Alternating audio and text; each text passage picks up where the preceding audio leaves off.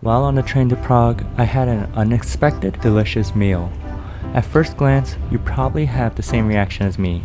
Man, this kind of sucks. 3 uncharred plain sausages and some bread. I mean, after trying the sausage, it was alright, but nothing special. But I had a brilliant idea. Why don't I combine the sausage and the bread and make a little hot dog? Feeling like a genius, I spread my bread with both mustards and made sure that every speck of bread was coated with mustard, and voila, a hot dog. After trying it, it was low-key really good. I mean, do you hear the snap?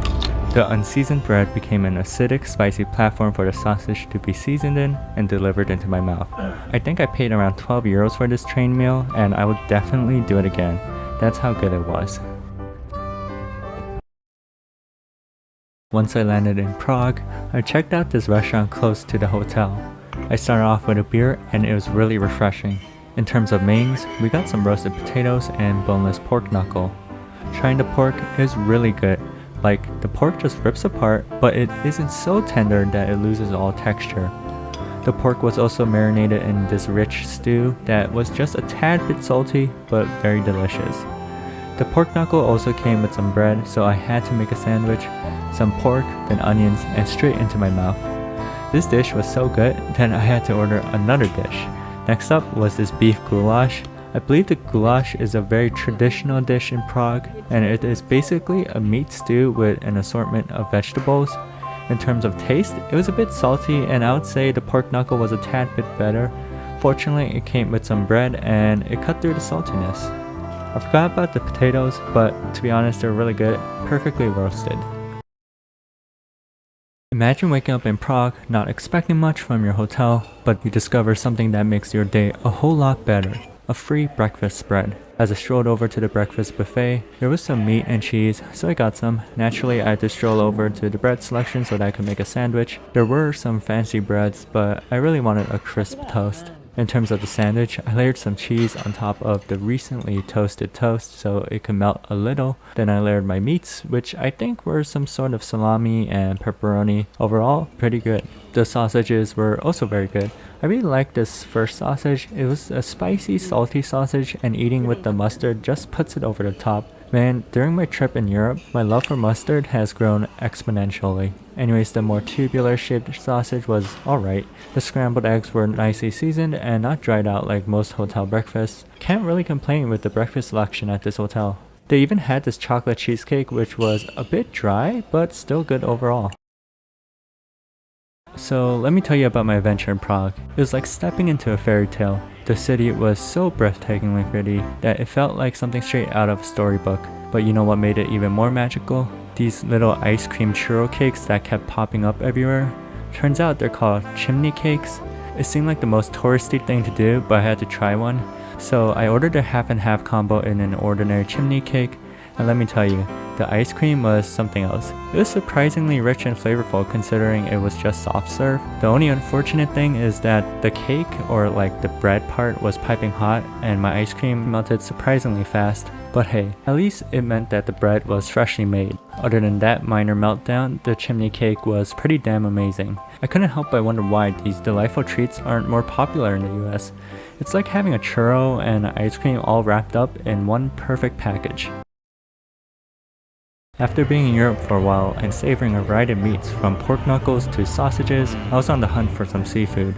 I started with a refreshing Negroni, then I decided to try the chef's special, a monkfish fillet on grilled polenta and Sicilian caponata. The fish was decent but didn't taste as fresh as I hoped, or maybe my brain was just playing tricks on me due to the fish being tough. However, the caponata was a winner with its rich and tangy flavors, featuring tomatoes, eggplants, and peppers stewed down into an interesting sauce. The fried polenta, on the other hand, was just alright. It lacked seasoning and had lost its crispiness, likely from resting on top of the fish and caponata for too long. My sister went for a seafood pasta with shrimp, octopus, and mussels tossed in a garlic olive oil sauce. I had to admit her dish was better than mine. In the end, I couldn't help but think that I should have stuck with another trusty pork knuckle. Nestled away in the heart of Czech, you'll find a charming town called Cesky Krumlov. I'm not sure I'm pronouncing that right, but it's like a picturesque scene straight out of a fairy tale. After a day's worth of exploring this magical land, My stomach was growling for some nourishment. Along the serene riverbank, I stumbled upon a quaint restaurant that seemed just right. Feeling a bit fancy for some reason, I ordered a glass of Merlot to kick things off. For the main course, I went for a classic, a succulent ribeye, paired with perfectly roasted vegetables, smothered in rich and savory gravy. The meat was seasoned to perfection and super tender. The potatoes soaked up the deep beefy flavor, and the vegetables were roasted perfectly. It was actually like a perfect dish. All the components harmonized with each other perfectly. My sister, on the other hand, went for a roast duck with pickled cabbage. It was decent, though the duck was a tad salty. Thankfully, the pickled cabbage added a sweet twist that played the perfect balancing act. While strolling through the scorching Prague summer, I stumbled upon a bustling gelato joint. The queue snaked around the store, which seemed to be a testament to its popularity. The array of choices was astounding, from boozy gelatos to classic chocolates. I opted for my all-time favorite, cookies and cream. I marveled at its aesthetic. The Oreo was perfectly nestled in the center. I also ordered a waffle cone, which just added to the delight. My sister settled for a lemon sherbet. Decent, but not my cup of tea.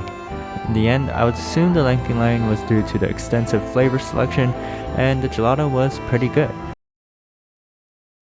After nearly 2 weeks in Europe, the craving for a good old greasy hamburger hit me like a freight train. To start off, I went with a Czech Coke, and believe it or not, it was a pleasant surprise. It had a milder flavor than your typical Coca-Cola, then a cold Pilsner. I took a huge gulp, so large I think I broke my personal record. But let's be real, after a day's worth of sightseeing, there's nothing like a good refreshing beer. And finally, the burger. I went for a bacon burger, which, truth to be told, was just alright. The bacon had a twist, tasting more like roast pork than your usual crispy bacon, but it still hit the spot. My sister opted for some tenders, which were decent, but leaned towards the healthier side of chicken nuggets. But wait, there's more. Despite the hamburger, I was still a bit peckish, so I went for this bulldog hot dog. After conquering around 30,000 steps, I needed something epic. This hot dog was a revelation, with pastrami, cheese spread, and a sprinkle of green onions. It was so good it outshone everything else I had ordered. As someone who spent a significant part of my youth in Korea, I was really missing the flavors of home while I was in Europe. So when I stumbled upon this small Korean diner, I couldn't resist ordering some bulgogi and ramen to satisfy my cravings. The bulgogi was surprisingly good for being in Brno, Czech Republic. The rice was your typical Korean sticky rice, and the bulgogi tasted just like it should. Even the kimchi that came with the dish was on point. Nothing tasted out of place, and everything felt authentic. I also couldn't resist getting a bowl of ramen, even though I knew it was just instant shin ramen marked up by 300%. They did go a bit overboard with the water, probably to make it less spicy for the locals, but the perfectly poached egg in the broth made up for it. Overall, I would definitely recommend this place if you find yourself in Brno craving some authentic Korean flavors.